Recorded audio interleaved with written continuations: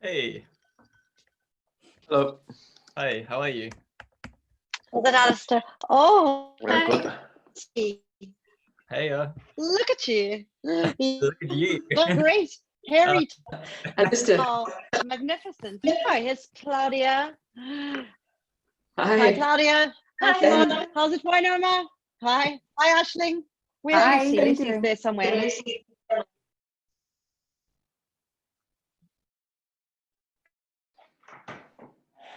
Oh, we got dodgy network. Hang on a second. I expected it from my side. Better. Did we just lose Louise? No, I'm here. Oh, right, okay. I think your camera's gone. No, Oh, it's just that my network was rubbish for a moment. Oh, It's right. fine. I just switched networks basically. Okay, It's a bit better now. Aisling, I hear you've turned maths teacher as well. Don't start. I know we were doing conversions between meters and centimeters and all this stuff. But hey, look, whatever gets in here is all I can say. He was so excited by the maths lesson that you'd given him. He sent you're me joking. photos. No, he sent me. He's never talked about maths like he even likes it. Oh my gosh. He must be some kind of genius. Oh, stop. No, I reckon because I'm completely crap at maths. So I thought, how better a person who's crap at maths to kind of tell it. It's like, have all of my tricks, whatever helps. So, yeah, well, thought it worked.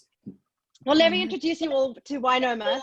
Ali, do you want to introduce yourself first and just say like something about yourself so Wynoma has a little context? Hi, Wynoma. I'm Alistair.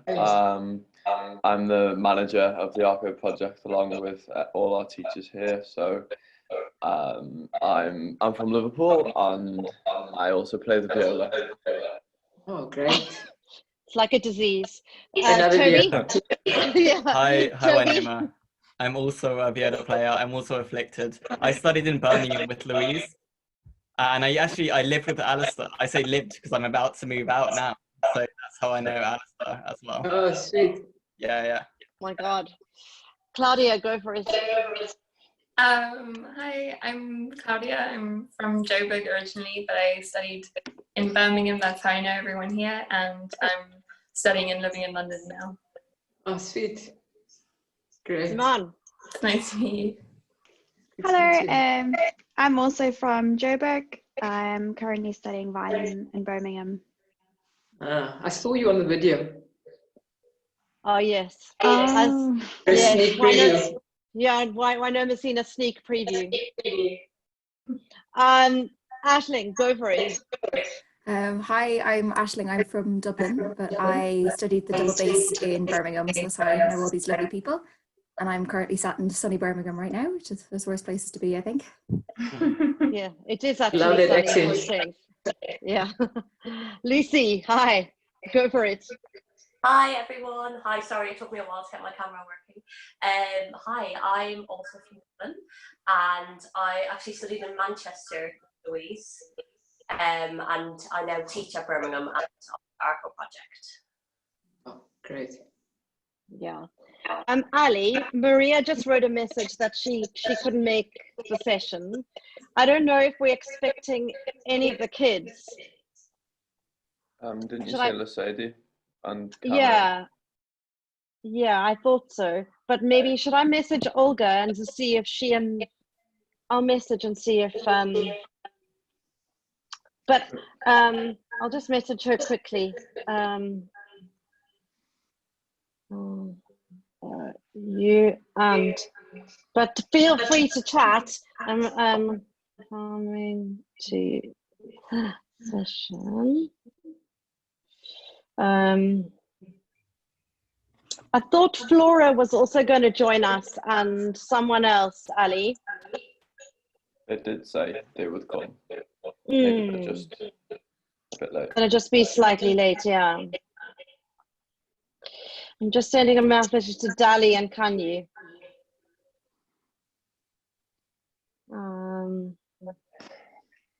It's South African time. African time. Okay, let me just do. I've just sent to Lasadi. 2 more people.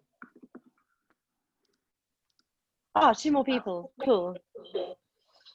Sean.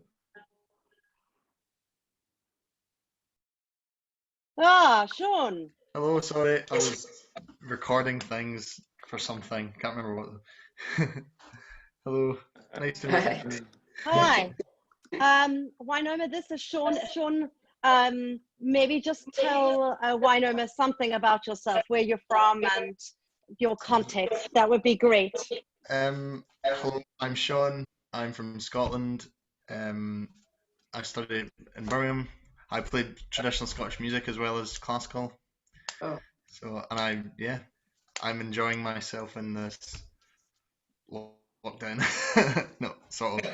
Let's go. Trying to. Are you home at home, Sean? Lovely to meet you. Yeah, Good to yeah, meet no, you too. I'm in Scotland just now. So. Great. Pleasure. I'm just sending Lisady. She will have had the link. Now. Oh, great. Okay, cool. Yeah, I knew that there'd be. I saw Andiswa's name pop up, but she disappeared. Oh, Wynoma, thanks for chatting to us today. This is going to be really fun. So Wynoma and I shared like a res flat together at Stellenbosch University for a year, and dealt with me. I don't know how old, young, feral I was, terrible. But it's been literally years that I was looking for her, and then messaged you like 6 weeks ago. Yeah. Like, I don't think we've talked in 24 years, but and then we spent hours chatting, and we've been sending messages. So it's absolutely amazing to catch up with you, but also amazing to see what you've done all these years when I was busy terrorizing the arts, and what you've done in and for South Africa, because I know you're a force beyond nature, Wynoma. And it would, I think it's really important for us to like chat about the context of what is happening now in South Africa.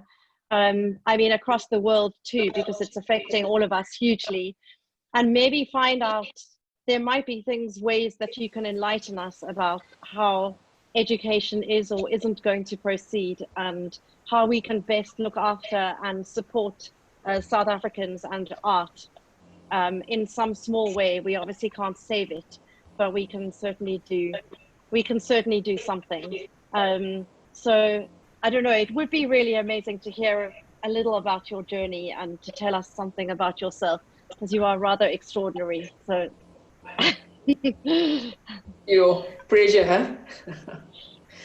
But let me just say, start off by saying thank you to Louise, Alison, everybody for organizing this, and it's really a nice opportunity. Oops, let me just also put my phone on silent.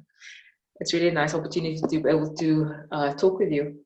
I'll share a little bit about Louise a bit later in the conversation, and yeah, and just also speak to certain things around that, just her influence as well on me. But before we start, I think, let me just say, the way I work is I love dialogue, I love interaction. And please ask questions, please disagree, please engage, please, I think there's no silly point of view. I always tell students that there's no strange point of view. If you think a particular way, then that's great. Let's engage those and let's talk about it. So I really want to work from perspective of dialogue. I don't want to monologue too much, essentially, where I'm talking. So please feel free to come in at any particular point in time. I thought, to start off with, I'll quickly give you a quick update of what's happening in South Africa. And we are currently on day 61 of lockdown. It's been a long journey. Our lockdown is slightly different to what's happening in the UK and into Europe. What we call is a hard lockdown, and the lockdown started around the 27th of March. What that meant essentially is that we were not allowed to leave our homes, essentially only leave to go and do shopping, and that should have been done not every second day, but spaced out. So the idea was essentially that you would limit movement, and that essential services like agriculture continued, medical, food shops and so forth, but you were not allowed to buy. There was no clothing shops. No clothing shops were open. there was no sale of alcohol, and there was no sale of cigarettes as well. So this went on for 5 weeks, and then 3 weeks ago, at the end of the 5 weeks, we were allowed to exercise outside of our homes, not to leave outside of a 5-kilometer radius, and only to exercise between 6 and 9. And on Sunday, the president announced that he will open up the economy on the 1st of June. And the response has been quite interesting from South Africans. Initially, everyone was complaining about the lockdown, and now that the president has opened up the economy, everybody's like, what? You're opening it up? You know what I mean? The numbers are increasing. What are you talking about? And so the level of anxiety among South Africans is absolutely so tangible. People are really quite scared. And we can talk a little bit about that essentially. So there's been a debate in South Africa. Was this the road to follow, you know, essentially with a lockdown? I genuinely feel that I think the president did the best. And there's for 2 reasons. If we look at what happened in Brazil, where the president kept the economy open for too long, at the moment we're seeing death rates in the country that is really absolutely scary. I think the second reason for the lockdown as well in South Africa was to get the country ready, essentially hospital-wise, and you know, get certain equipment there, medical equipment and so on. And by far, that's still not sufficient. I think I was telling Louise, the stats at the within an article that I read basically said that one hospital within a particular state in the US had more medical equipment than an entire country in Africa, any country within Africa.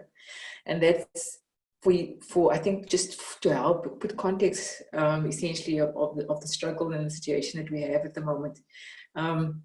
So it is absolutely worrying and concerning. And we'll talk a little bit about education, the schools, and the impact that this has, essentially whether we open up the economy and what this has in a sense of impacting, particularly on some of the work that you guys are doing, which I think is fantastic, by the way. I think ARCO is absolutely fantastic, and I'll talk a bit about that later as well. And then also, before I forget as well, just well done on your project. I think, you know, as I said, I've got a sneak preview, and I think you guys were exceptional. It's just fantastic, that job that you guys done. Fantastic. Louise asked that I speak a little bit of my career and a lot of my background, and I will link that up to essentially where we are and also to work in Soweto to a large extent. So I grew up in Cape Town, which is known as Cape Flats, and it's sort of synonymous with gangsterism, teenage pregnancy, drugs, etc. It's a tough environment to grow up in. And I was fortunate, I think, than most kids. I got a lot of support, you know, just sort of random places, and also from family to a large extent. And when I go home to the Cape Flats, which is where my parents are and my family is, my friends are still there, my family is still there. And I asked the question, and I think you guys know Trevor Noah, which is South African, and in his book Born a Crime, he asked that question. Is like, keeps asking the question, you know, he feels almost that guilt of, why was it me? How did I happen to make it out? And I think it's constantly for some of us who make it out of the township, is constantly that thinking, and almost that, you know, also that guilt, but also that gratitude.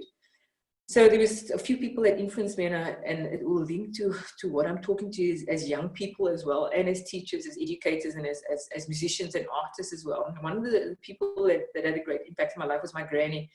And I think she was actually a feminist before I think they knew that, before we really cultivated that idea.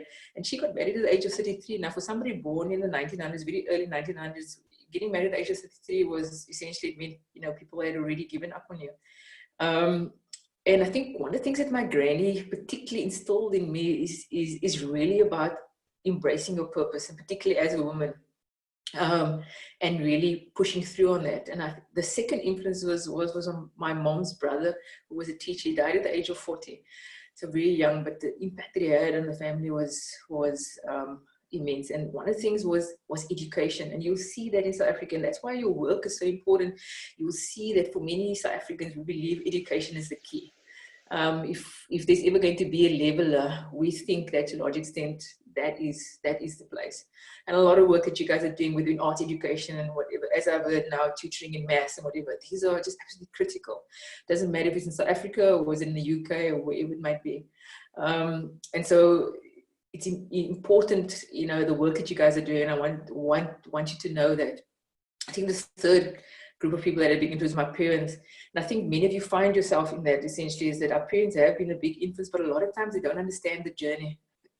And, you know, my parents didn't quite understand my journey, and that made it fairly tough. But to a large extent is where I find myself at the moment in my life is always you find yourself going back to what you were rooted to, how you grew up, what were some of those things that, you know, that were important, the values that was instilled in you, and so on. And I think that is important. The important thing essentially is to know, you know, what you're about and where you come from.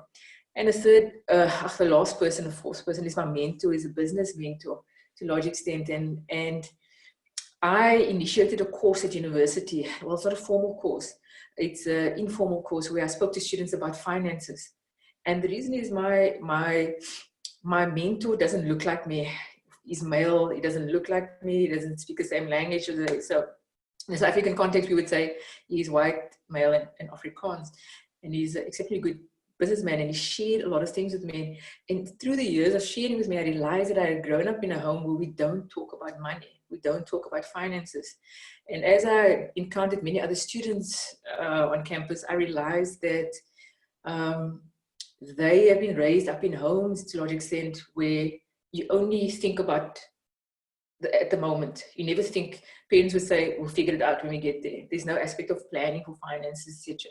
One of the things that I learned a lot, in a sense where I didn't have that in my home, was essentially somebody to help me in a sense of finances. And so I've helped students where we've started up models where we can invest, where I help them to invest, etc., to save and invest money and give them that opportunity exposure, because many Black South Africans, we haven't had that exposure. We haven't had and been taught that at home. And then I think one of the greatest mentors for me to a large extent was I had the opportunity to meet Nelson Mandela thrice, and it's something that really stuck with me. And I want to share two stories, and I was just like, you know, I mean, it was really fantastic.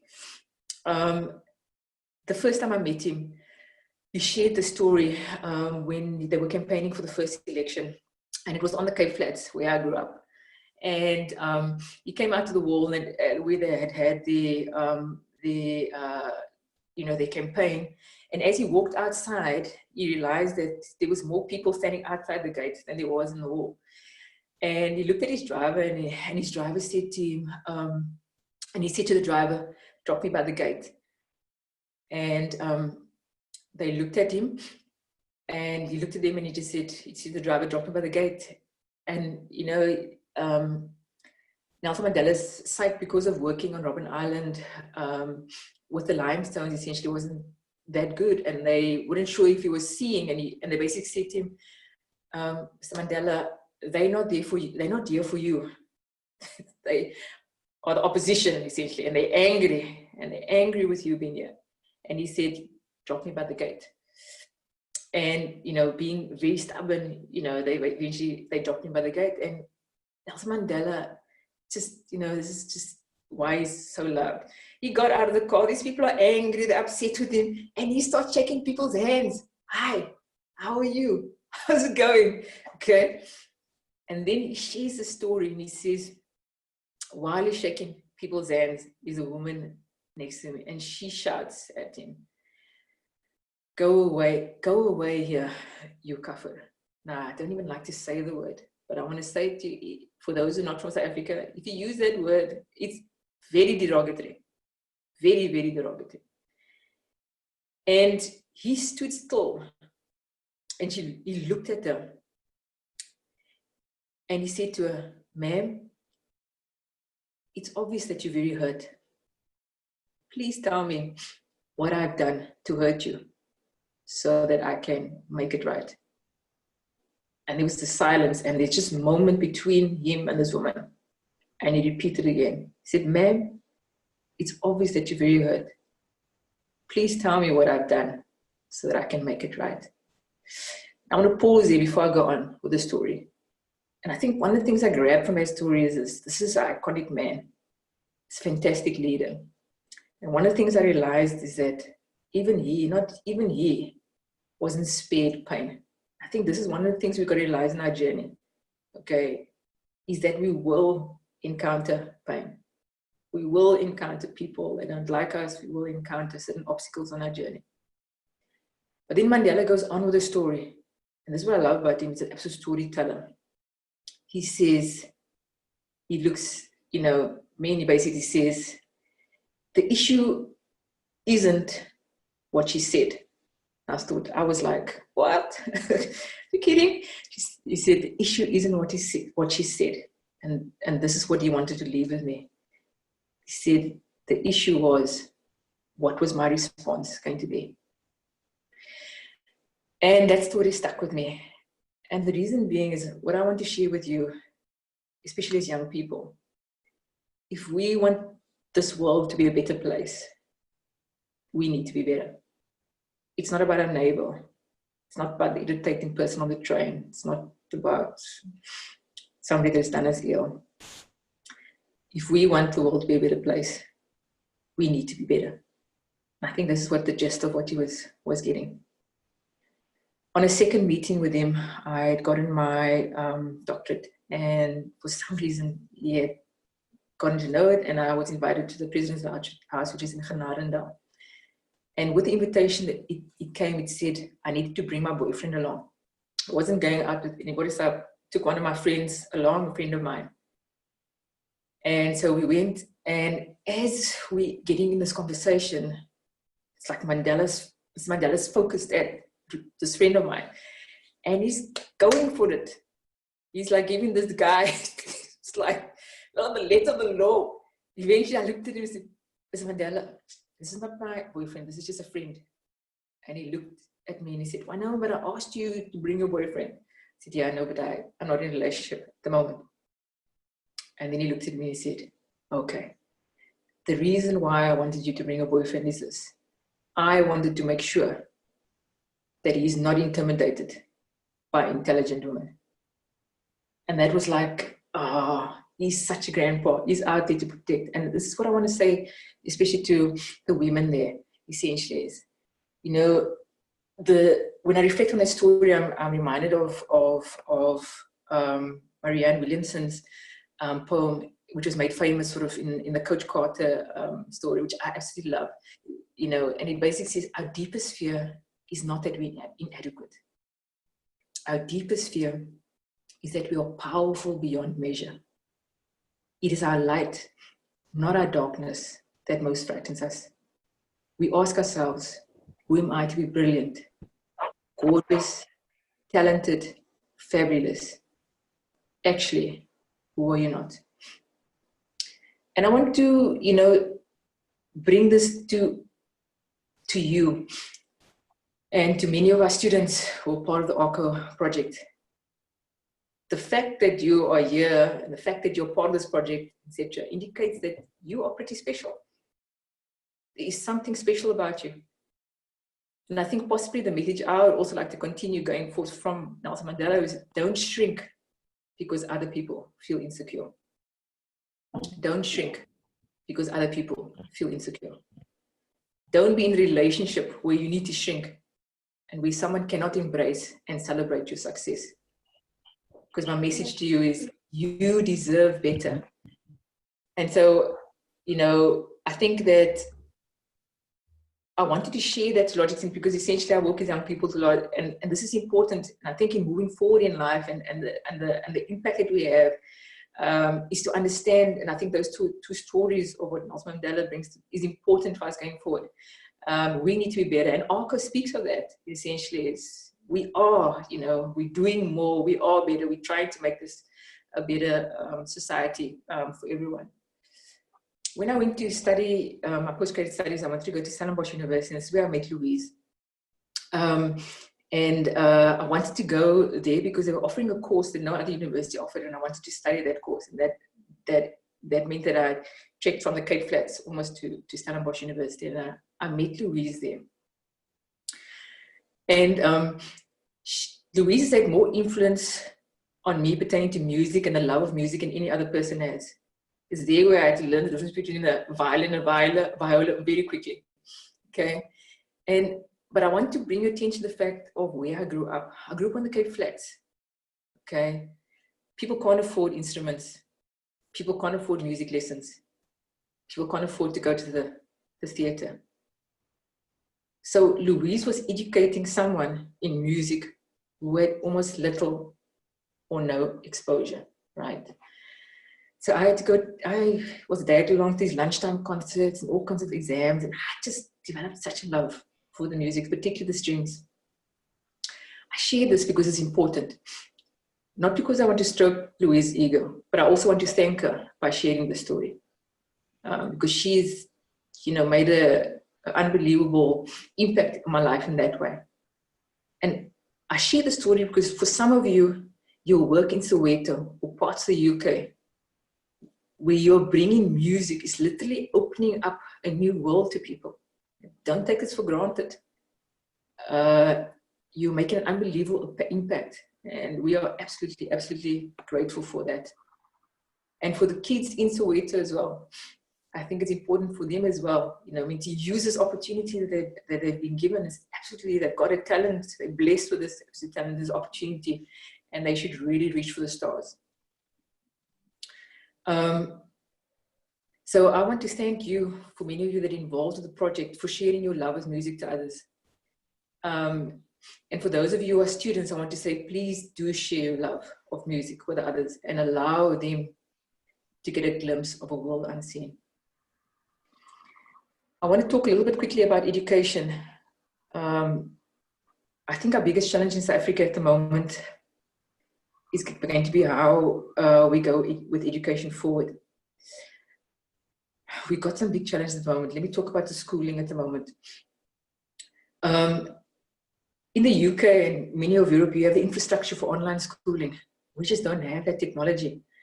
I've spoken to grade 12 teachers who are raising money so the kids can buy data so that they can go online and download information, etc., etc. So online schooling is just out of reach for the average South African. Data is too expensive. People don't have money for data, and it's really a challenge. Let alone people having computers or iPads or essentially smartphones. On the Cape Flats where I'm from, people have these little pep phones. Pep is a little small store in South Africa. These phones cost about 300 Rand, which would be sort of 18 pounds.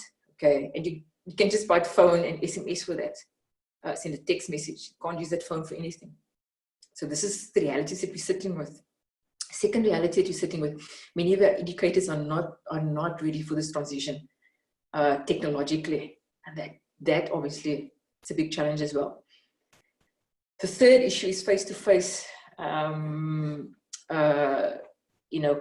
face-to-face teaching, and that has its challenges as well. Now that schools are opening, we've heard from parents that basically said, sorry, my kid is not going to be a guinea pig. Other parents said, we're not sending my kids to school. Other parents have basically said, listen, if kids are the carriers and I have comorbidities, it means that essentially I'm signing my death warrant. So we have extremely big challenges. So my feeling is that even if the government opens up the schooling, I'm really not sure how much of a reality that's going to be. I want you to think a little bit about the township schools. Okay, excuse me. In some of the township schools, desks, there's no space. Desks are on top of each other. There is no gaps for social distancing. And so which means that schools would have to really look at how they function, whether they can have all the students on one day, whether they can have staggered it, etc., etc. There are already concerns at the moment. Today I saw in the news where some of the teachers test positive. And that already sending shockwaves to parents. People are just saying this is just absolutely no way. That has obviously implications for your work going forward. So some educationists are saying, write the year off. I'm optimistic. South Africa has quite a few holidays within their calendars. My feeling is that if we have usually a June holiday, which is quite long, and then we break fairly early, around mid-November after the exams and so forth. So if we move into December, we can still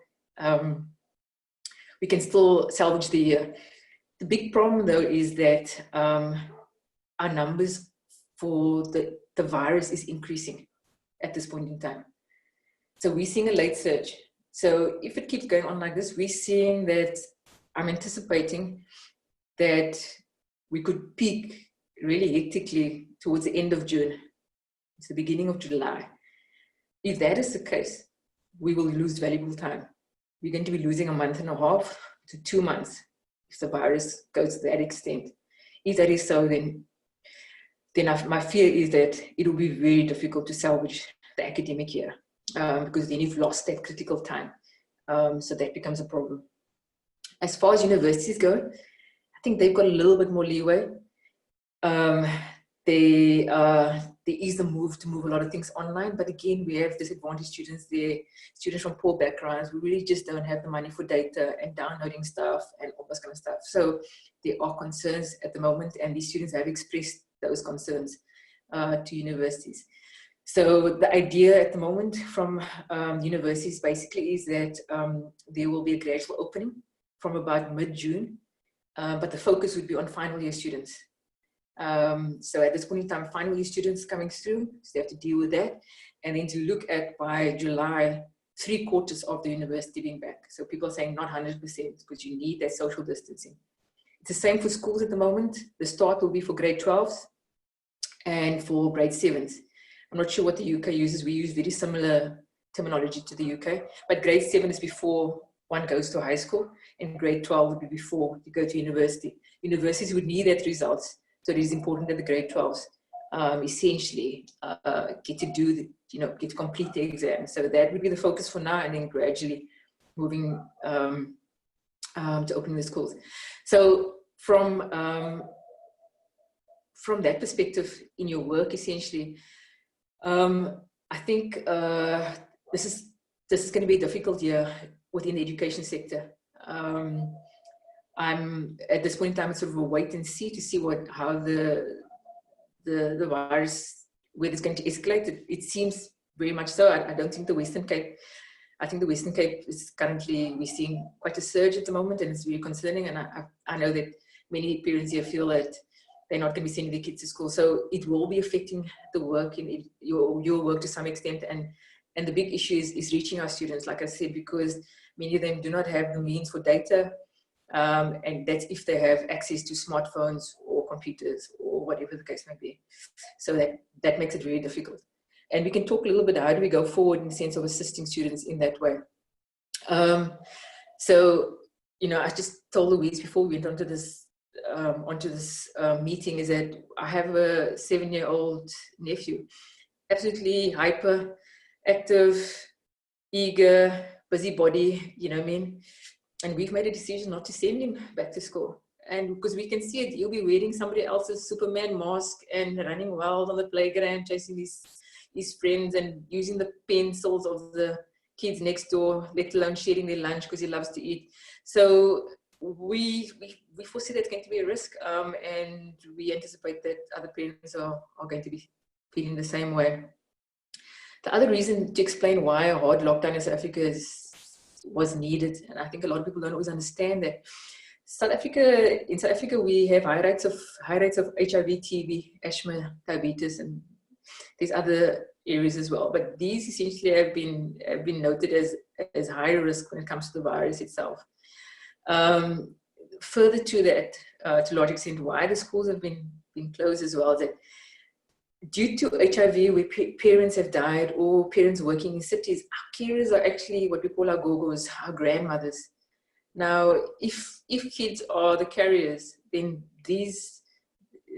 our grandmothers, our gogos, are at risk. And we know that over 60 is vulnerable.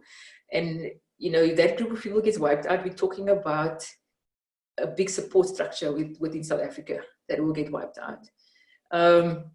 So in order to understand why South Africa approaches lockdown in a particular way, one needs to understand little nuances within the structure of the way things are set up within South Africa to understand why certain things were needed and were necessary. The other thing is that the reason why government has had to open schools as well is that if it opens up the economy, the big problem is that parents who can't afford nannies and whatever the case is, that's the majority of South Africans, is who looks after the kids. So our schools have become sort of a daycare. So government, in that sense, is that if they open up the economy, had no option to say, okay, listen, you know, kids cannot be allowed at home, which means we have to open up the schools. So we really in a catch-22. It's not. I think the president has done the best he can. I think he's done exceptionally well. But there's no clear-cut answers. When you've decided on one thing, it has repercussions for other things, and that forces your hand to make decisions in a particular way. I think, Louise, maybe we should pause and give. There is some other questions Louise has asked me to talk a little bit about, like, you know, some of the universities in Joburg, etc., etc. But I think maybe, you know, like I said at the beginning, I like to dialogue, and I think I've been talking for far too long. Is it okay if we open up for conversation? Any questions, any points of clarity, etc.? How do you feel about that? 100%. Yeah, I mean, that was really, like, beautifully expressed, Wynoma. Thank you. And actually really beautiful. Thank you. Also quite heartbreaking, but beautiful at the same time. No, definitely not. I'm not too sweet. Not at all. I think maybe it really should be open to you guys to ask some questions. There are so many things, and I don't know. Ali, can you see everyone on your screen?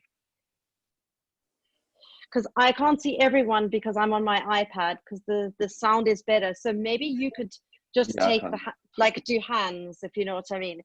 Would anyone like to sort of start by asking or saying something? And Ali, if you don't mind fielding it, and I'll just help as we go along. Toby. Hey, thank you. That was really fascinating. I have two questions. One is just, I'm intrigued about what course you studied at university. You said it was something that you really wanted to go and study. I just wondered what it was. Secondly, I was curious as to whether you see any potential benefits arising from the challenges that people are currently facing.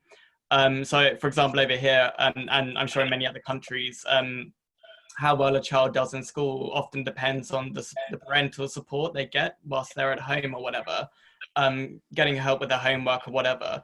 I wonder, are there issues with this in certain areas with parents not necessarily being able to help their kids at home? And do you see any potential sort of ways that this situation might improve that? Great. Thanks for that. I studied, so in South Africa, we had general streams of chemistry, and a new stream in chemistry that I developed was polymer chemistry, which is sort of plastics, paints, and synthetics and stuff like that. And Stellenbosch was the only institution offering at that point in time. I think still about the only institution. And I went to study that. Just maybe to take it a bit further is, you know, after studying it, I worked at arms manufacturer for about two years, but already knowing that this is not really what I wanted to do. So I sort of decided to give time in the particular field, and then essentially I decided, okay, listen, this is not necessarily what I would like to do. I think what I was wanting to say to you guys essentially is that I think there's a lot more flexibility these days to be able to change your mind and do things, you know, I mean, that you want to. And I think that the arts provides a lot of scope for you to explore so many more options. So I just was sort of, that was just a detour. Toby, I think it's Toby, right? Yeah. Parents are really struggling with homeschooling. And this is one of the reasons why there was some people felt that you know, the schools need to open up. But I'll give you just a quick example.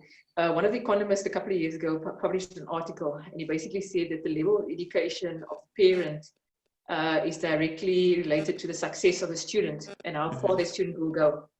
Now, if that's the case, and we have a large population which is illiterate in South Africa that hasn't gone very far within high school, let alone gone to higher education, it means that homeschooling is fairly tough. And it's tough on parents, and it's tough on parents because they don't really have the knowledge. And what lockdown means is that I cannot necessarily go and seek my neighbor's help unless I have data or the facilities to go online or to be able to phone, have airtime, whatever the case may be. So there has been those. I think the homeschooling has definitely been a challenge, and I think that has been raised by parents.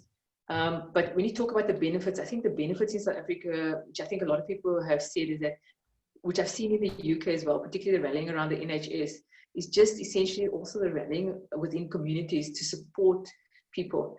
There's been soup kitchens all over, you know, I mean, and you've seen the need of people when you saw the pictures, literally queues going around blocks, people queuing for food. And this has been, I think, astounding to see just how people have pulled together to try and assist as much as possible. So those have been the benefits, but from an education perspective, I think it's a bit of a struggle at the moment. Sure, yeah. Okay, thank you. Yeah. Thanks.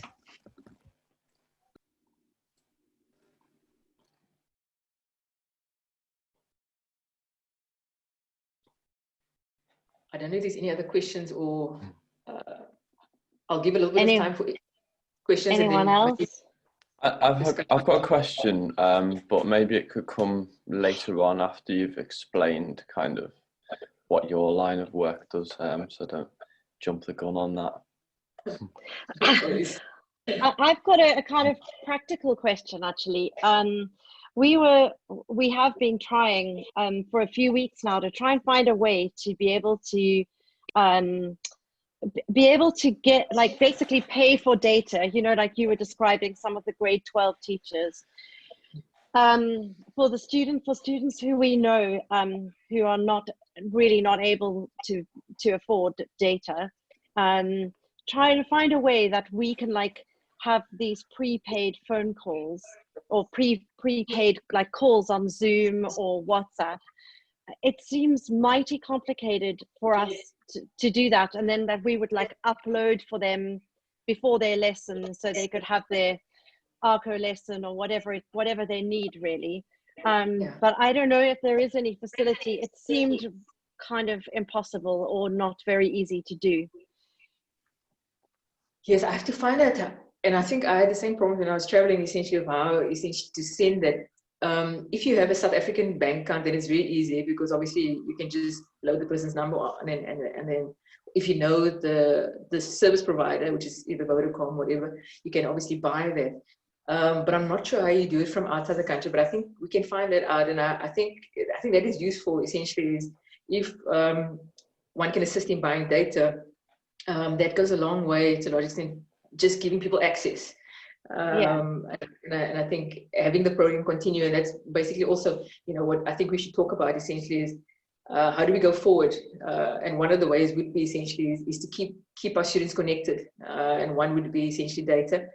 And then I think, you know, to find out from students in what ways we can assist them. So, you know, under quarantine, it's this kind of stuff is fantastic to have conversations with people, you know, just to lighten the load a little bit to a large extent.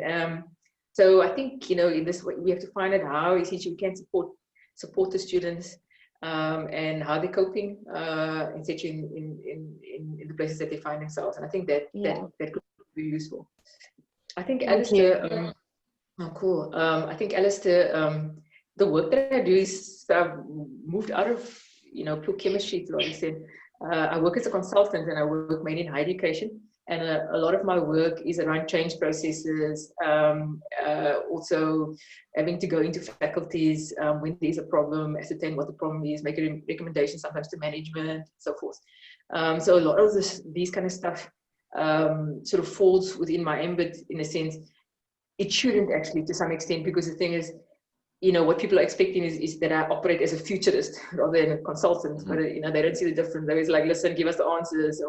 So it means that to a large extent, you have to be aware of what's happening to be able to guide your client to the most effective way. But at the same time, to make sure that you lower the risk for the client. So in a situation like this, a university, my advice would be that, listen, yes, we are losing academic year, and that poses a great threat for your academic rating, because in South Africa that's quite big. You know, being part of the top 500 is important for most institutions, and that will have an impact on them.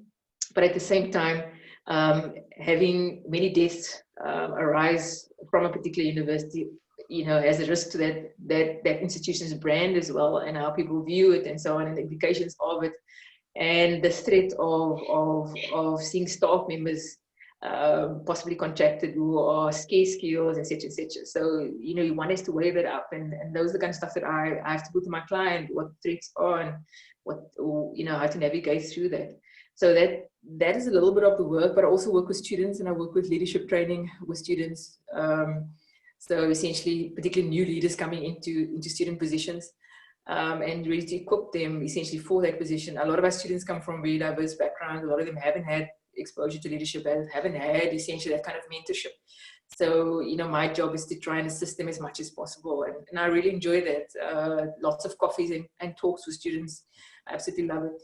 And that gives me insight into what their struggles are and how we can best assist them. So I think in a nutshell, more or less, that's sort of my work. I also work sometimes with internal audit. So if somebody makes a complaint through the whistleblowing line, I get called in to try and assist. And many times what we try to do is we try to resolve it informally. I will go and speak to the person, find out what the issue is. Can we resolve it in a particular way? And many times people actually just want to vent. And so they utilize me as that vent, and you know, the client's happy, they're happy, and so on. So for that reason, some of the students call me the fixer. So I've earned the name on campus, you know, so because the thing is, I usually, if they see me at a particular point, they say, oh, she's fixing something. So, so yeah, so in a nutshell, that's sort of what I do. Great. What was your question, Ali?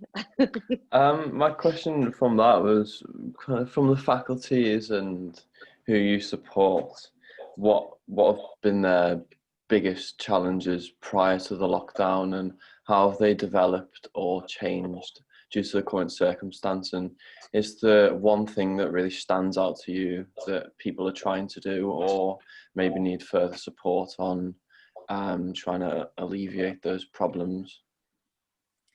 I think the big challenge at the moment is, which many faculties sit with, is they feel that the cohort of students are increasing, and the lecturing staff is not increasing. That puts our lecturing staff under a lot of pressure. You know, when I chat with some of the staff, they will say, listen, I've got to work through weekends.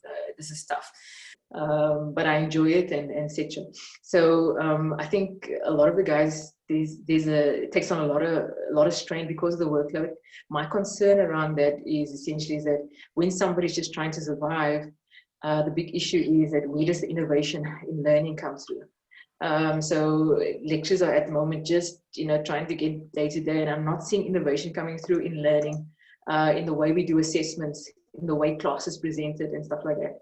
If there is innovation, and what has happened, it occurs ad hocly, without it's not integrated within your curriculum. You find one lecture doing something and so forth.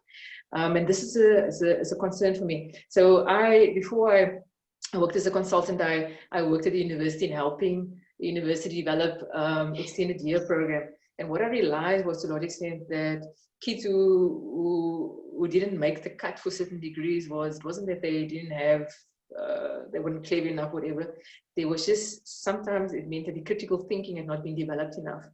And so what we realized was that you need to adapt the curriculum to allow for certain other processes to come into play.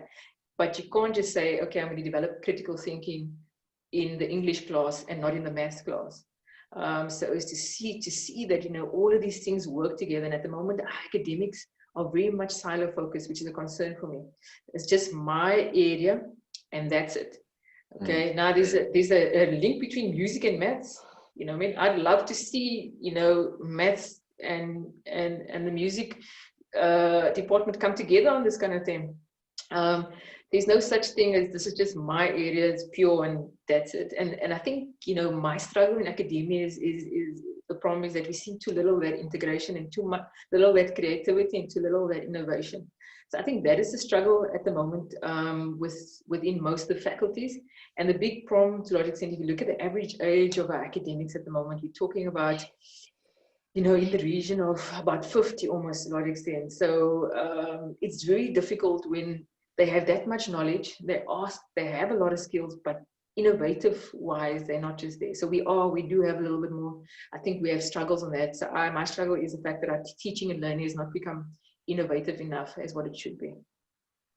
Yeah. Sure, you're a real educator. So I think Thank what you. is I think what was Mercedes it? has a question. Oh, sorry, I didn't see Go that. on, Go Louise. for it, Lucidi. No, Lucidi first. Go for it. You're muted, darling.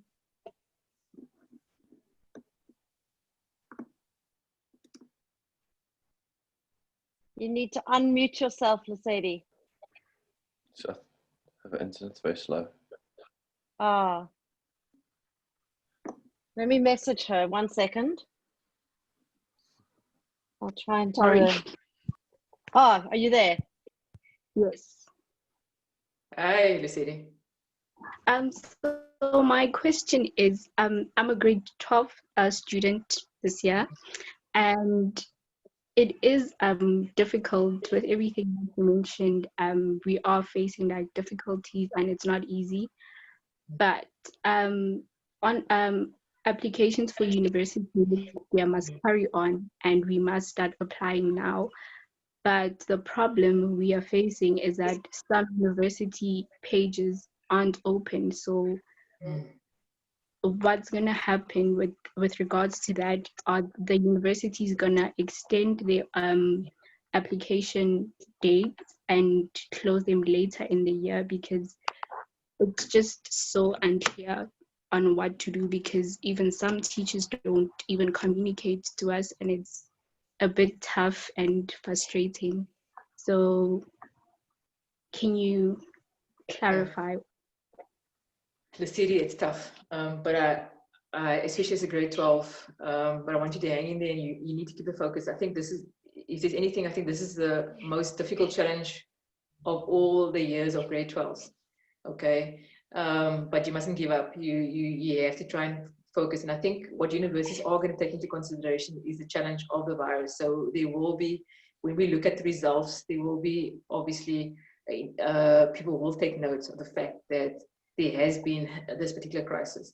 However, they are still going to look at marks. So it means you have to push, you have to do whatever you can. You need to try and get as much work as you can online, and do Google, because you know there's such a lot of online stuff available where you can get a maths course and a maths lesson. And you know, if you run short, you know, you can get my details from Louise, and you know, I can help you with data because it's easier for me to send it to you possibly. So, but you need to use every opportunity that you have. On the applications, the dates will be moved, but there's a but, and you have to watch very carefully. So if there's institutions that you want to apply to, you have to watch their websites very carefully. What I've heard to a large extent is that even though the dates might be moved, it's going to be open for a shorter period of time. Okay, so you can't miss that window. Okay, my suggestion is that you take a look at what the application forms look like already and what details you need to have so that you're ready. So when the application opens up, even if it's a short window of time, you have all the information that you need for your application. Okay, so you can fill it in and submit it. I think the easiest way would be to do it online. Most universities will make it available online. Okay, so that you can fill in the form and then submit it. But the key here is, I've heard from institutions that that window period is going to be shorter. Okay, so you need to watch for it. Okay, so from about now, universities will start to open gradually by first week, second week in June, but start watching really from the first week in June. And when you see any indication, okay, make sure you're there. Okay, don't wait for the last date. Get it in when they open up immediately. Okay, which universities are you thinking of applying for? University of Pretoria, UCT, UJ, and Stellenbosch. Great. So for those listening in, she's chosen 3 universities in South Africa, which are in the top 500. University of Pretoria is in the top 500. Then it's University of Stellenbosch, which I think is 400. And then UCT, obviously, which is in the top 200. So those are the 3 top institutions that she's chosen, and those are our top 500 institutions. And then the UJ, which is also a big campus, and I've done work there as well, which is also great. So UP and Stellenbosch. So maybe just get your my contact details from Louise. So UP and Stellenbosch, I can assist and just make sure that I send an email to the guys to notify us when the application's open.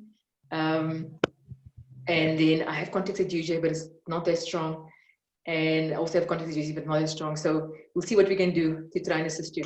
Okay. And this is important for all, if there's other grade 12s listening or other students listening, you don't have to do this alone.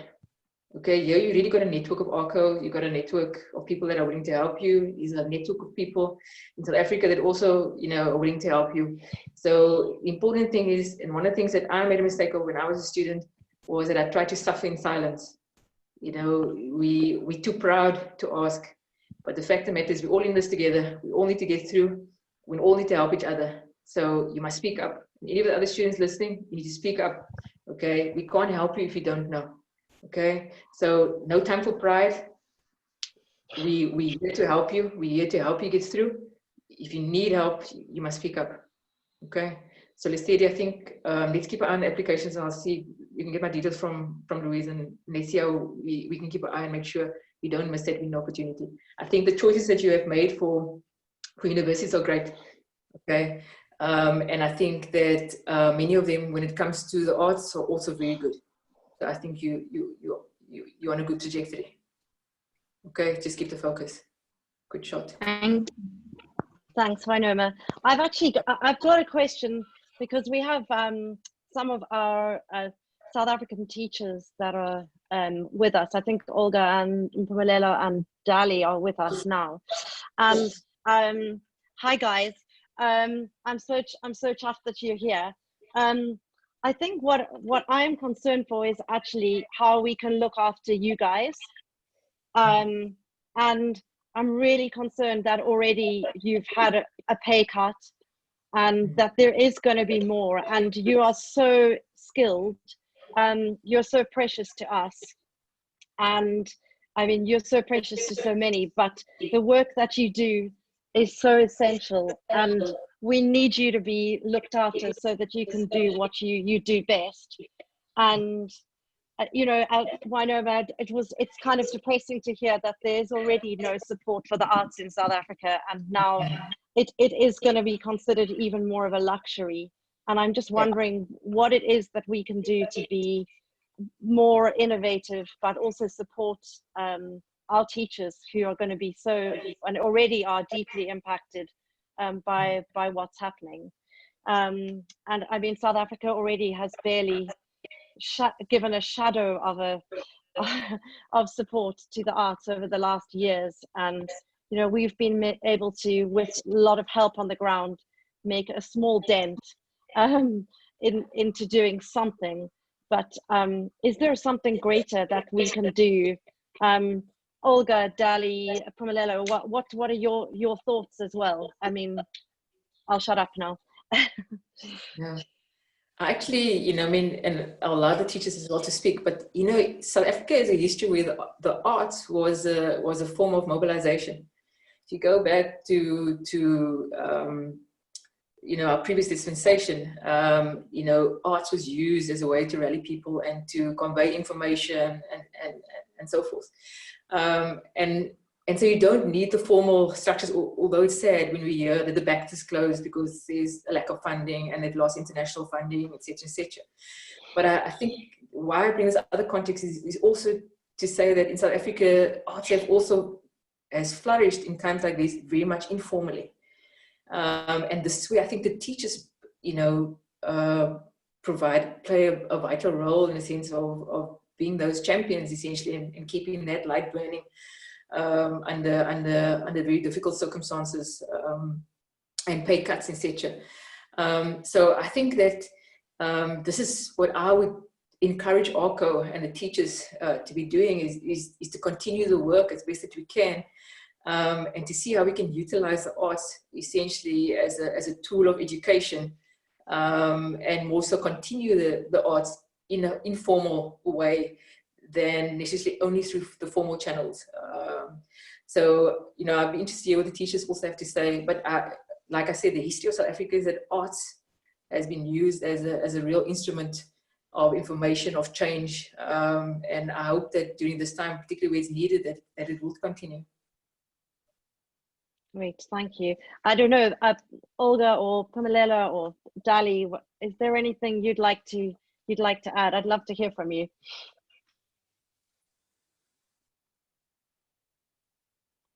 Oh, you're muted. Yeah. Please pose that question. Everyone. How's it? Hi.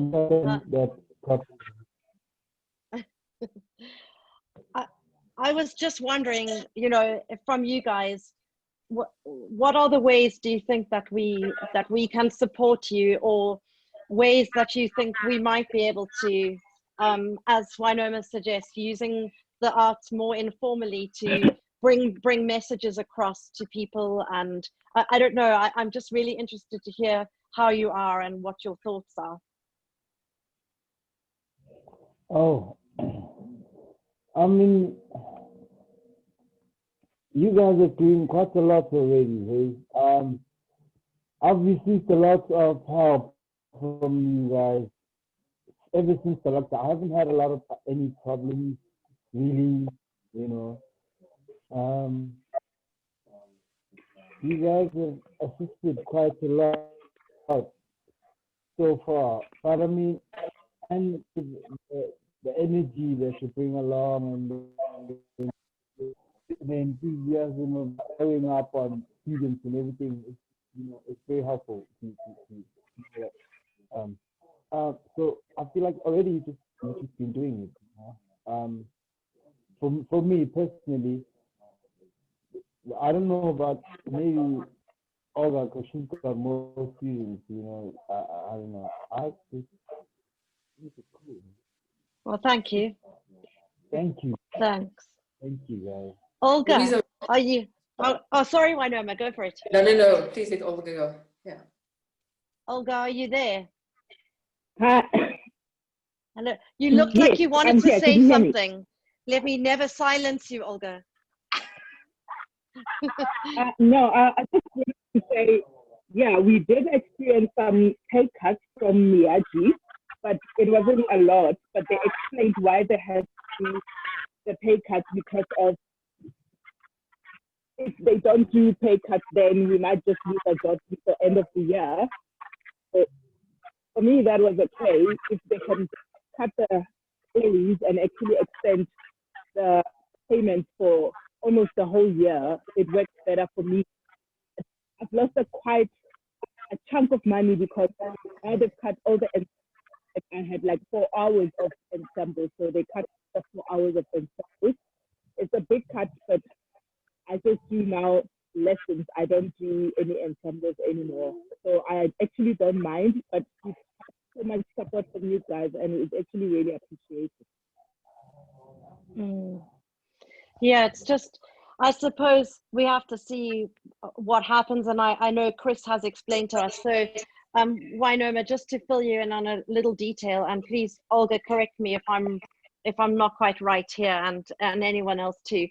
Basically, the center where the lessons take place, I believe that there are financial there's financial security if enabling to keep all the staff on until November, I believe. Olga, is that right? If this pay cut happened, I mean, what is incredibly worrying is that, as we've just said a brief time ago, is that maybe face-to-face teaching itself is going to be an enormous challenge.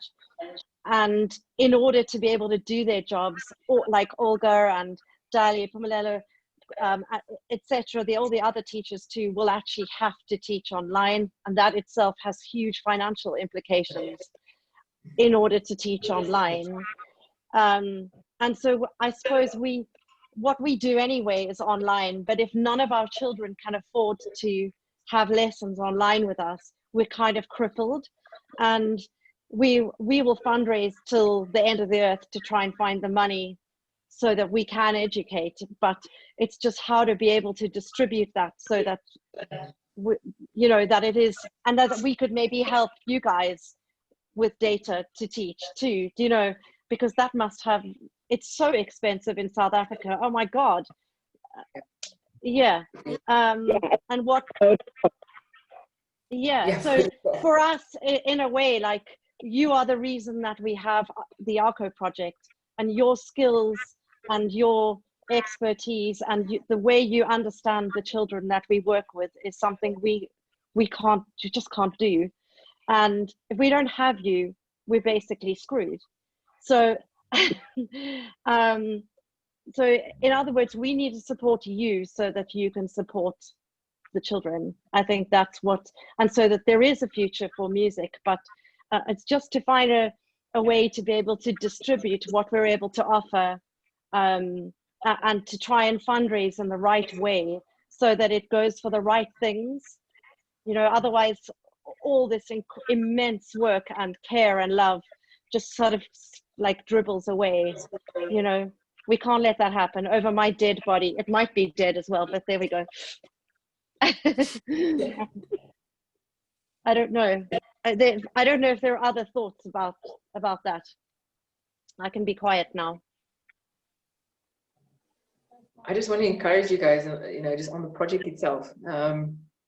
And Louise, when we initially, you know, made contact, she sent me some of the videos of the project.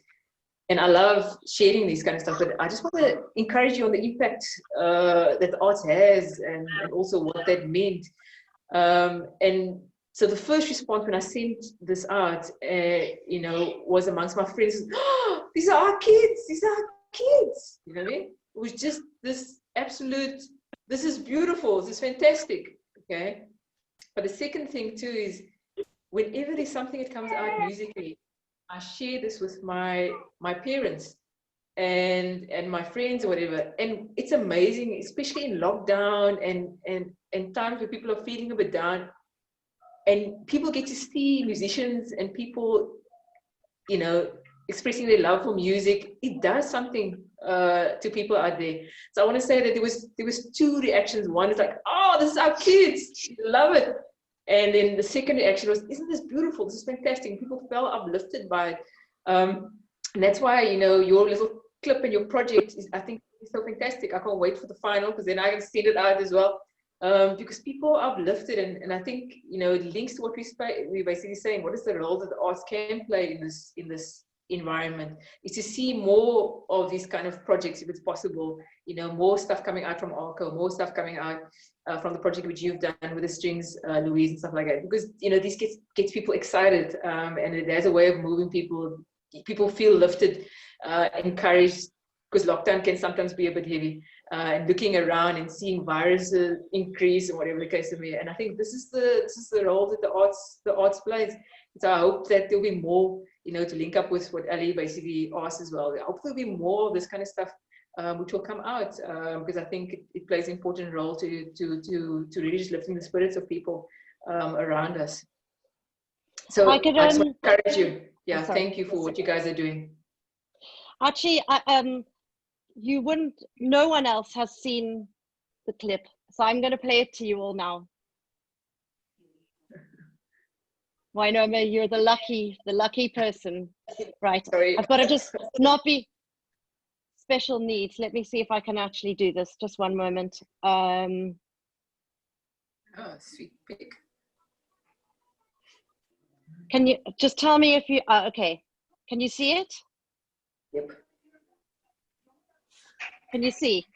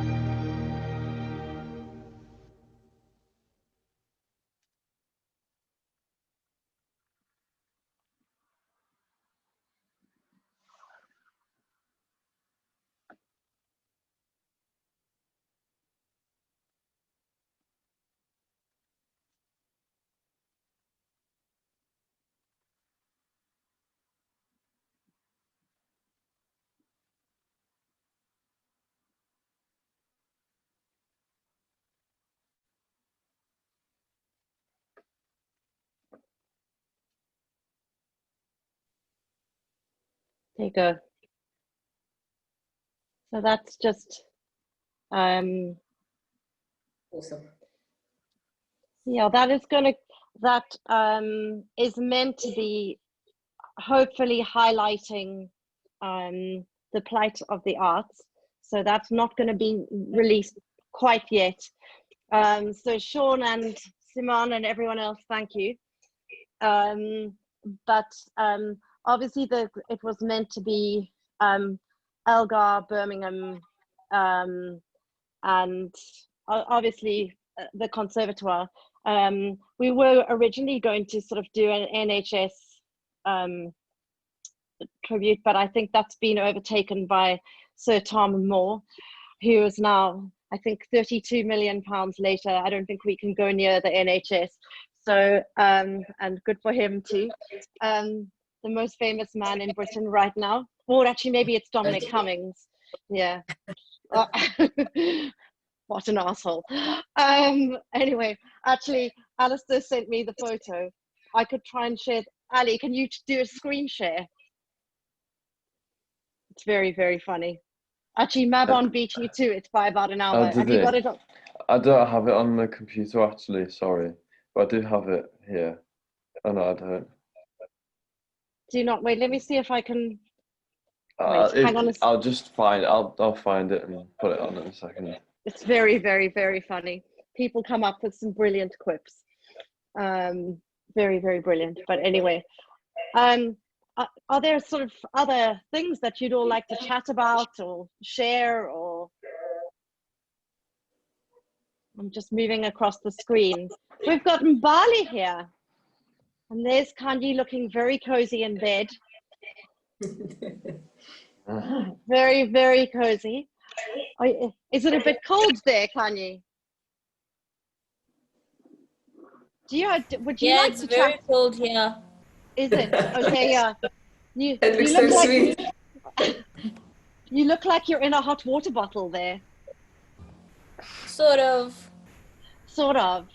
Kanyi, would you like to chat about anything or ask anything, or Mbali or anyone? You're all welcome. You're so quiet for a change. No? Yes? Well, Kanyi, I've never heard you so quiet. Mbali, surely you want to say something. You could start off by saying hello to us. You need to come off mute. Evening, everyone. Hi. That's very charming. Lesedi, are there any more thoughts from you?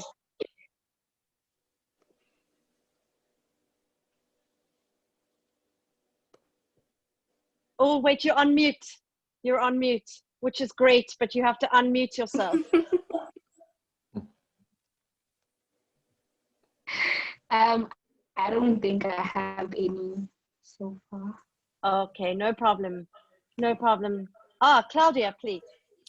It's not a direct question from me, but it's just more, I thought maybe the kids could just talk about the lockdown experience, because we've kind of upped how much we've been communicating with them and trying to get things going for them, but also they have to put in so much more effort with school and doing their work on a computer and just like spending their entire day basically in front of a computer. And, you know, the stresses of like being stuck at home and you can't see your friends, and, you know, these people 10,000 kilometers away from you are just desperately trying to get hold of you all the time, I think is quite intense. And I just thought it might be helpful for them to share their experience. You can even moan if you like. Okay, so let's have, now no one wants to moan. So either Lesedi, Mbali or Kanyi are going to moan, or Kamo, you could moan. You get nagged enough. He's got his camera switched off, not for long. Maybe he's fallen asleep. Lesedi, yeah, go on. Okay, so I think I've found lockdown very, very difficult. I was like very excited for 2020, I won't lie, but clearly the pandemic had different plans for me, but I've like really found it difficult. And I think the most difficult part is that sometimes I have to carry the responsibility for other people. Not really the responsibility, but the time I have access to internet, most of the time, because my parents try as much as they can to make it possible for me, and so that I can stay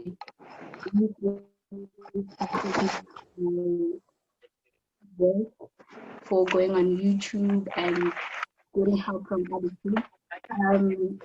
Sometimes like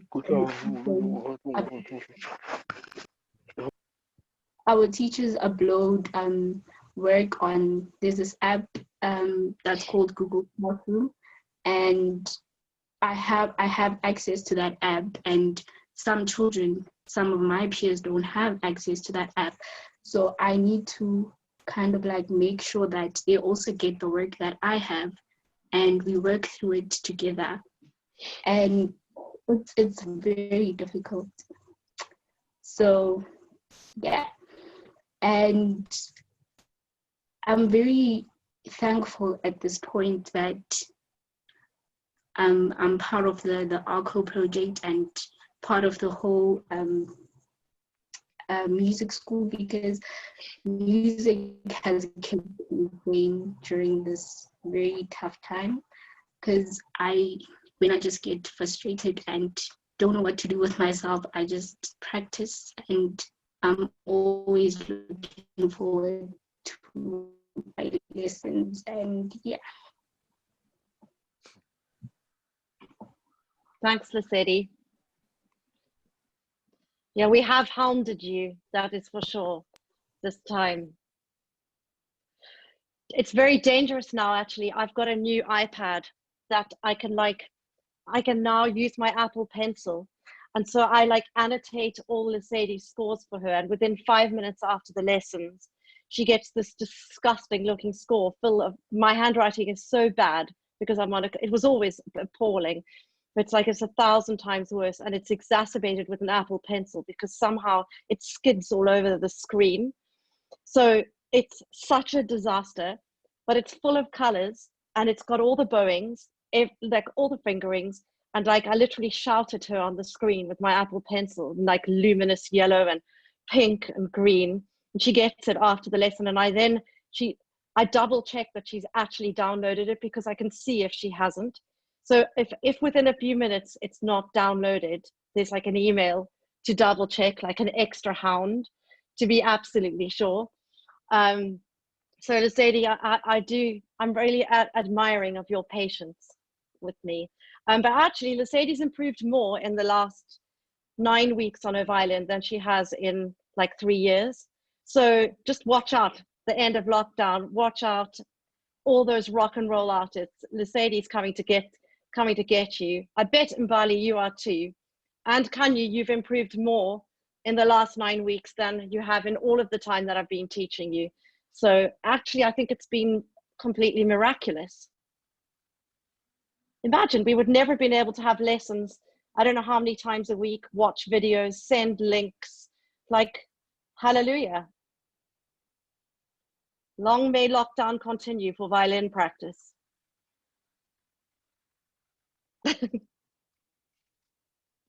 I say no more, someone else should butt in quickly.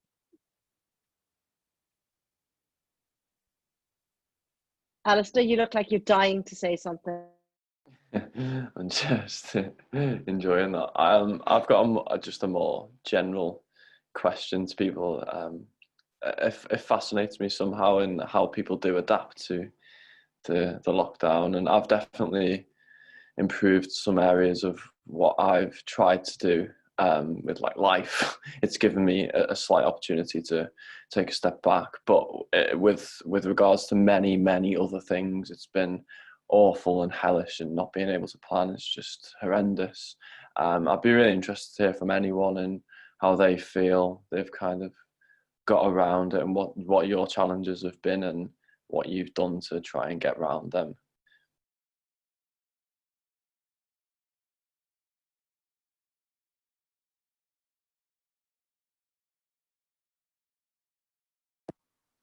Let me break the silence, Ali. I think I chatted with a couple of friends, after we had been about 3 weeks in lockdown. One of the things that we realized is we got comfortable with busyness. You get comfortable with being busy. You get into the car, you drive to the shop, you go to a particular place, and suddenly lockdown meant that sort of wasn't possible, and you just realize that a lot of your life is built almost around just busyness, doing things, getting to the car, going to the mall, whatever the case may be. And now that you can't, you find yourself frustrated and having being irritated. And I think for amongst my friends, what we basically came to the conclusion is that we became comfortable with just being rather than being busy. Having to learn that again was quite difficult. Having to center oneself was quite difficult, because essentially a lot of us was focused on just being busy. And so I think lockdown was very good in the sense of creating a space of realizing, hey, listen, what is important for me, essentially, and what am I using my time for? Is that really how I would like to go forward when lockdown is lifted? So I think for me as well is realizing that a lot of the irritations and frustration was the fact that a lot of my life was around busyness. And to sit, be quiet, reflect, read, is actually also just part of being. And sometimes how little we do all that in our busy schedule. Oh, and my struggle is snacking. The struggle is real. The struggle is very real. I know one needs an alarm, someone to shout at you as you go near the fridge, don't you? The cupboard. You need it to jump out at you and start screaming at you, and then you run away. But yeah, that would be nice. Sean, how about you? I mean, what have the last couple of months been like for you? And I bet you've seen your family more than you've seen them in years. Yeah, no, it's been nice. I mean, yeah, it's just it was interesting what you're saying about being busy. I know, because I think I always had this thing about because at conservatoire, it's always like you're running around doing all this stuff, and then it's like the difference between being busy and being productive was one that I tried to focus on, because it's like, yeah, I can be busy, but am I actually engaging with what is making me busy? So that was and being in lockdown has kind of given me that chance to think about that, I suppose. And I've listened to so much music, which is amazing. So, which I never had a chance to do before. But yeah, no, but it's nice to have the combination of family but then in a way it does give you a nice realization about what you enjoyed about being studying in a conservatoire. It's a different atmosphere, and I know it's because it's been so poor us. We have to do this recording. It's terrible, but it's like we've got sort of the practice part of the degree, I suppose. There's no gigs, there's no rehearsal. Even rehearsals are, I miss rehearsals a lot. So, but no, it's been a really interesting experience. And in my lesson, Simon, my teacher, he was saying, like, when else would you get a chance in a degree to have this time to think, to actually consider what you're doing, which I've tried to do as much as I can. So yeah, no, it's been interesting. I mean, I'm lucky I've got the beach nearby, so that's all. Like, I'm not going to complain at all. I'm not jealous at all, Sean. Not one bit. That's my So I'm pretty sorted with the beach. So so yeah. And Louise, if I can come in, because I think it is quite a powerful comment of Sean's. One is to pause on that, because I think it's something that I think it's all that we can all learn from that. The difference between busyness and being productive. Busyness and really making an impact. Busyness and purpose. And I think that is really powerful, and I think that is for all of us. I think to reflect on. So I think I think that's pretty powerful. That what Sean has shared. Yeah, totally. I think there might just be so many wonderfully grateful students coming back into the strings department who was so utterly delighted to be able to spend time with other human beings and be able to make music in the same room as other people instead of, I think in a way, maybe it make us understand what an immense gift it is to be able to do what we do. It's incredibly, maybe we're the incredibly lucky ones so far, who are still here, being able to work with so many people who are so desperately ill and, in very different circumstances. Let's hope that it's not going to be any of you guys, but it's me, the complete workaholic maniac that I am. I'm still like that at home. It's still 24/7 mania, but there's a real appreciation of being able to engage with all of you guys in whatever way it might be. It has to be on a screen, or maybe it's through a message, or and I could feel in the first few weeks of lockdown, we were just all shell shocked. I was absolutely stunned by not being able to go anywhere and be able to go and meet with people or go and watch things. It was staggering. And so much so that I think it took about 6 weeks to actually really get a feel for how I felt about it. And I don't know, being the eternal pragmatist, I had to engineer things because I thought it would be just so galling if you couldn't somehow feel like we were still a department in some shape or form. I mean, there is no replacement for being able to actually be in the same building. And I miss the strings corridor, and I miss seeing Tom in his disgustingly smelly coat walking along. This is our double bass tutor who's turning 80 in July, who wears, honestly, a coat that smells like dog shit and horse shit. And he's had for about 50 of his 80 years, but you can smell him coming, right? And and you can't open the windows. I mean, really, I'm even missing that, and so yeah, and just being able to see Robin pushing his chair around the corridor with his cushion on it. It's the simple things in life. Yeah, and although I've spoken to everybody, I think I've spoken to people more in the last few months than I have in years. I mean, I hunted Wynoma down. There we go. It only took me 24 years. That isn't slow or anything. My God. Aisling, please. You're not better than me. I would just like to add to that point, Louise, about Tom Martin and his infamous coat. I mean, it's the type of thing that he's kind of proud that his wife has tried to throw it out a few times, and he always goes and fishes it out of the bin. So it's a real point, But yeah, I know it's beyond belief. It's very, very true. No, it's so interesting though, actually, going on just how lucky we are. I miss playing in orchestra and being in rehearsals so much at the moment. It took me a little while just for the realization to sink in that we mightn't actually be playing for people, until next year. Concert halls mightn't be able to be open.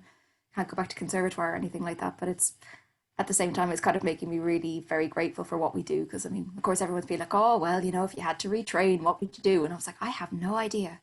I don't think I'd want to do anything else, the way. And I'd like, at least with kind of the ARCO project and everything that we're able to do, I can still see Jabulo and send him things when he has data, and we get to have these meetings as well. So it's really nice.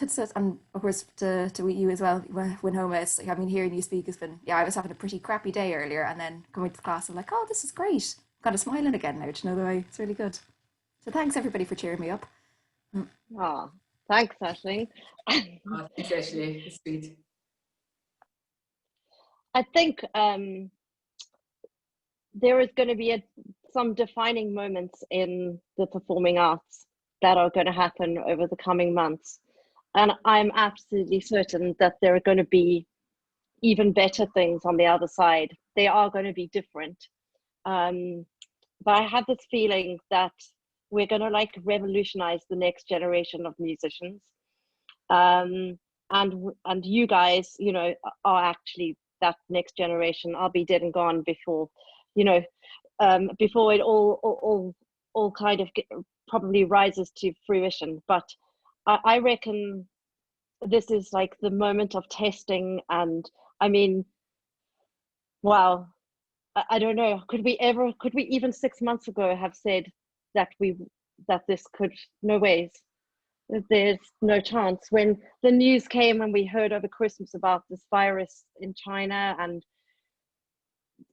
it seemed to have been contained, and then it started to like spread, and somehow it was kind of unreal, Alistair, even in March, at the beginning of March, or February, when we thought, well, we were thinking, because we thought we were still going to go to South Africa at the end of March, like in February, and then, yeah, no way. But I just think so much has changed, but maybe my feeling is that at the end of it, there's going to be something better, and we're going to all be so much more gracious and grateful and incredibly, hopefully empowered by this time and by each other. I think we actually know our neighbors a bit better now. Actually look at people who live in the same street as you and maybe talk to them. And I'm known as violin lady in the street, because I go out and play my viola, and the kid across the road sent me a little letter. It's the sweetest thing, on like a little heart-shaped piece of paper, saying, "Dear violin lady, please could you play this song next Thursday?" So I get like a request list. So I eventually had to politely go and tell him that it's a bloody viola and not a violin. But I didn't swear, of course. I was very polite and nice. And Alistair knows I'm thinking of buying a violin. I know, can you believe it? Mercedes knows that too, and Kanye. I know, that's quite like a major defeat for me. Yes, Claudia? Oh, sorry, I just have a question for Wynoma. You just spoke a lot about the importance of mentors in your life and in the way that young people are shaped. And I just wondered if you had any thoughts about the role that we can have, being so far away, and, our role essentially now is mentors more than, like weekly teaching for a lot of these kids who can't or don't have data a lot of the time. Or yeah, just if you have any thoughts about what is the best way to be a mentor in a time like this, when our realities are often really different, or like what should we consider, what should we keep in mind?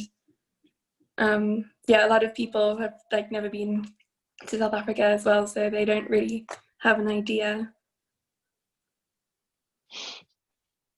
Thanks for that question, Claudia. I think it's very important. I safe to say that a lot of my journey would not have occurred if it wasn't for mentors. So the role which mentors play, it's unbelievable. And you don't have to restrict yourself because you're a distance from South Africa. I have mentors that I don't see every day. I have mentors that I do see regularly, etc., etc. And there's different ways, through email, through text, through phoning, through sending, listen, read this, I want to engage on this, what's your thoughts on this, how are you feeling about this, etc. How, just a hi, how's it going? And I think that it's fantastic to have a mentor that's in a different country. Excuse me, this is trouble. It's like a pen pal, you know what I mean? With a mentor, all rolled into one kind of thing. It's fantastic. And the great thing about mentorship is that it's a two-way street. I always say, when I mentor students, I always say, I learn from you too. You challenge me. And I think that's the important thing. It's really enriching for both the mentee and the mentor. But I absolutely am with you. I think mentorship is absolutely vitally important. A lot of our kids in South Africa have not traveled, have not had the kind of exposure that you guys have had to music, etc., etc. And by you sharing to a large extent, their vision grows bigger. They believe they can. They believe that it's possible for them to do it. They believe, because you believe. And I think this is really the importance of mentorship, and that's something that I really propagate. And I missed in saying, when Ali also asked the question around education and stuff like that, because the thing is I think that that is it. So I find that the people that I've learned the most from has been my mentors, And if I say educators, and no, they have been as mentors as well. They haven't been just people who come into the classroom, etc. So I want to say that, you know, I know, and I can hear that by the questions that you guys ask. ARCO is not just about developing music ability in the students. I can hear it's more than that. You love the students, you want to see them empowered, you want to see them develop. And I think by you sharing that love, by you sharing of yourself, I think that's just really absolutely to the benefit of the students. My challenge to the students who are listening is the greatest and best thing that you can do is to tap as much as you can from your mentor as possible. It's one thing that I've learned through this whole mentorship relationship is, why do you want to reinvent the wheel? So that means start off again when you can stand on the shoulders of giants. And people like Olga and Louise and Ali and so forth, Stephen and so on, these are giants, and you need to utilize that opportunity to stand on their shoulders, and you utilize them as a springboard to go further in life. So Olga, mentorship is absolutely vitally important in opening up a new world for students, especially in South Africa, who have not had that exposure as you guys have had. And it just sets the bar higher. It makes them believe that it is possible, and that they can go further. And I think it's fantastic that you raise it, and I think it's fantastic that you're going in that direction. And I can pick up that from ARCO, you guys are. But it's vitally important that if we want our kids to dream big, then we have to give them something, a taste of what is possible. Otherwise, to a large extent, we confine ourselves to the environments that we come from. And if it's growing up in Soweto or the Cape Flats, like I'm from, that context can be really limiting. So I think in that sense, mentors become vitally important. You guys become vitally important in your role. So thanks for that. Thank you. Well, would anyone else like to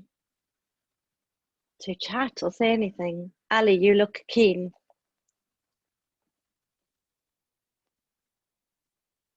Oh, you're muted. There we go. Oh. I don't think I can follow up on that. Yeah, I think above all, as Wynoma said, and I think why ARCO has succeeded so well is that from the outset, it's always faced a challenge, and without the support of everyone that gives their time, you know, the students and the teachers and all of the volunteers, it would simply not exist. And I think I find it incredibly strange the way everyone's kind of used to what we're doing now. They've come into our world, and hopefully, you know, everyone's learnt knowledge from the lockdown will support us, and we may be taken seriously. And, you know, it's going to stick with us. Distance learning is going to stick with us after the lockdown, no doubt, you know, to provide more access. You know, there's no reason why more live things can't be digitized and given to audiences across the world. So I'm hopeful. Totally. Lucy, is there anything that you had on your mind, or some thoughts that you look like you're brewing? So I thought I'd ask you.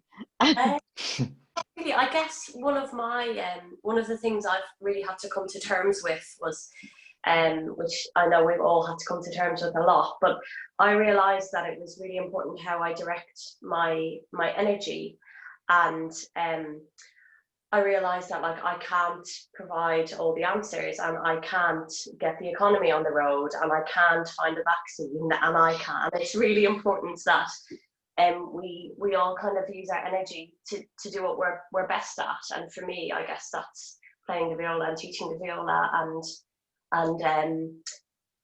if everyone has trust in the experts in their field, and if everyone utilises their energy and directs it in a positive way, that's the most sensible way for them. That's been a really important way for me to cope with it. So, like, I've been quite worried about concerts being cancelled, and about the fact that I haven't actually played any concerts for a long time, and I won't be doing so for a long time. And then I actually realized that's not my responsibility. That's for arts organizations and managers and venue festival directors, and actually realized that I think a really good way to kind of come to peace with this is to really do what we're best at. So for like Lasady or Mbali, it might be like learn as much as you possibly can, or for Louise, it's like run her department as well as you possibly can, and you know, for Ali, it's like running ARCO. And I just, I guess I wondered if anyone else had found ways of coping, or if other people have found that it's good to look out and find new ways of helping, or if they've just found, if they've been a bit like me and I suppose looked inside, and I don't know, I just wondered if anyone had any opinions on that. I totally agree. I think like understanding what you are best at is a strength that you can get from this. And again, I've used that technique of thinking, you know, well, I would rather direct my energy exactly at what I can affect, rather than thinking, you know, what I can't. At the end of the day, we as humanity can only progress if we all do our jobs, as you said, as well as possible, and you simply cannot do everything. And if you want to be a jack of all trades, you're going to negate from, you know, you're going to cut yourself short. So yeah, I think that's a really positive and empowering way to think, especially.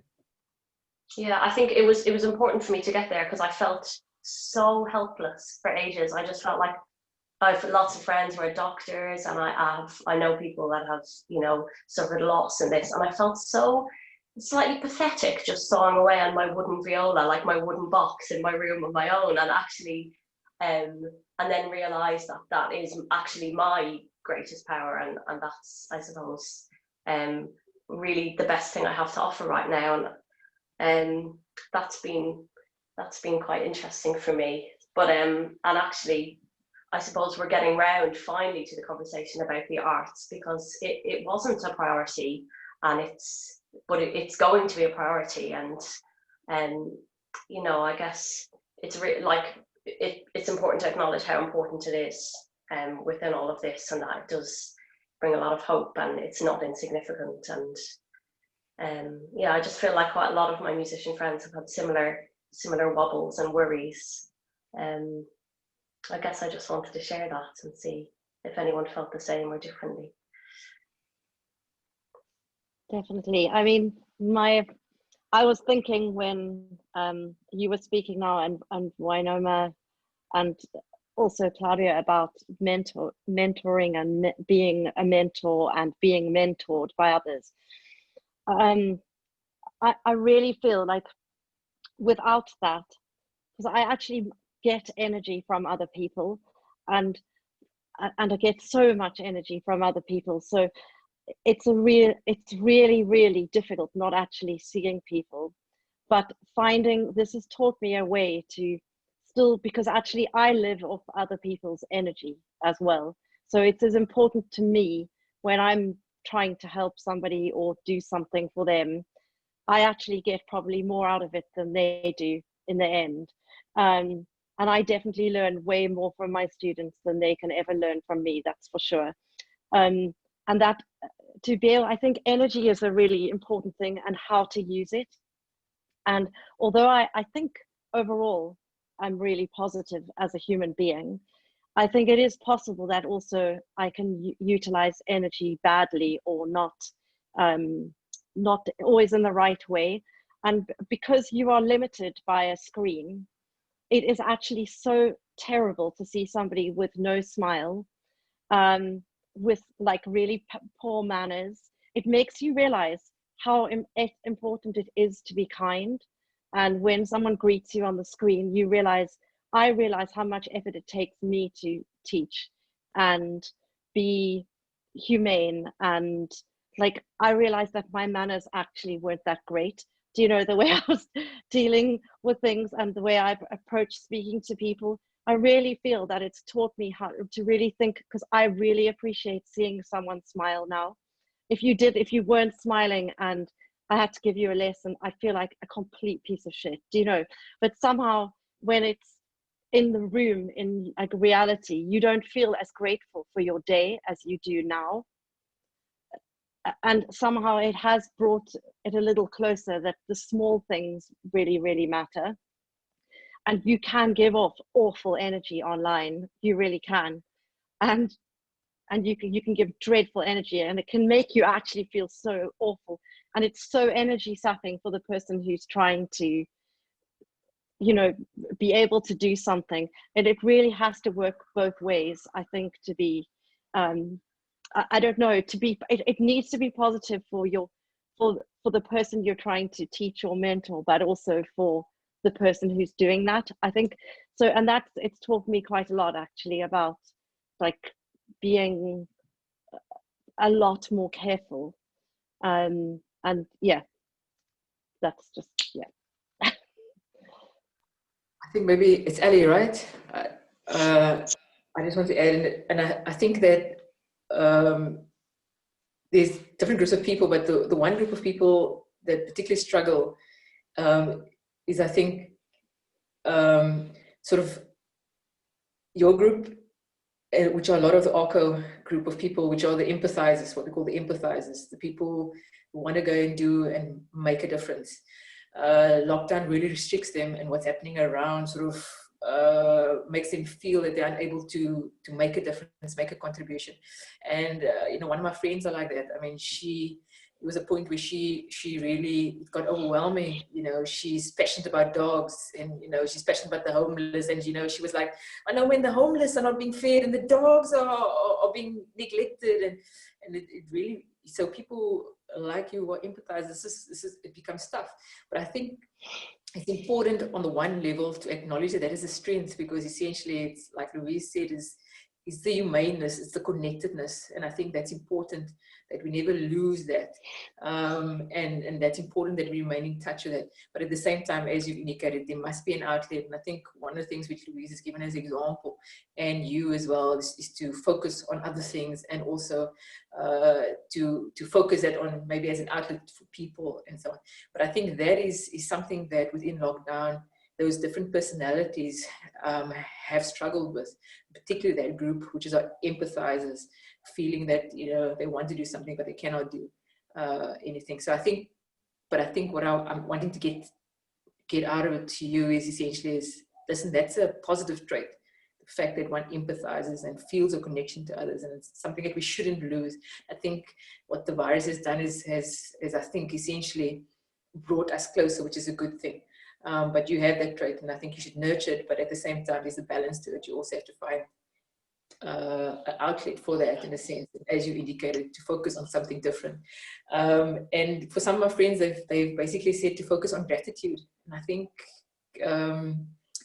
that's important, you know, to be grateful for our health, grateful for our family, grateful for a lot of the positive things that are happening around us. So I try and also focus on being grateful, also as a way of just also debriefing. Great. Thanks, Wynoma.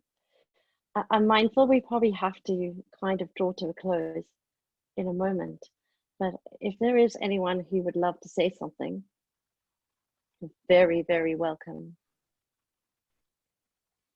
I have that picture of Dominic Cummings. Have you got it? Yeah. Okay, go on, share your It's screen. not very well timed. Go on, Ali.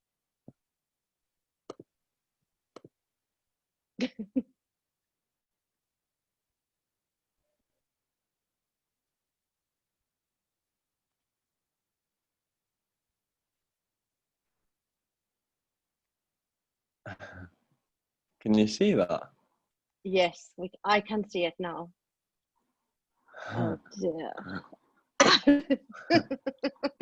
Oh, that's just awful. There you go. I can't Thank get you him for off that, now. Alistair. You can't get him off. Get him off the screen. Oh well, you're gonna. Oh, there we go. Wait, Dominic. Thank you, Alistair. What I just say no more. Well, Wynoma, thank you for speaking to us from the heart and in such a beautiful and eloquent way. I've enjoyed it, Louise. Thanks for allowing me to be part of the conversation. It was really great. You're really welcome every week. But thank you all for your time and for your contribution and for everything. And yeah, it was really, it's just great to see you all. And there is positive energy there from everybody. See, Aisling started with a shit day and now she's having a much better day. And it's definitely something to do with us. Olga, I hope you feel better. I hope you feel much better soon. Yeah, take care. Kanye, I'll see you tomorrow. Mercedes, I'll see you tomorrow. Yeah. Thank you, everyone. Yeah, thank you, Alistair. Thanks so much, Wynoma. I hope your cold goes away. Look thanks. after yourself. Lots Thank and you. lots of love. Thanks, everybody. See you soon. Cheers. Bye. Thanks. Bye. Bye. Thanks, Ellie.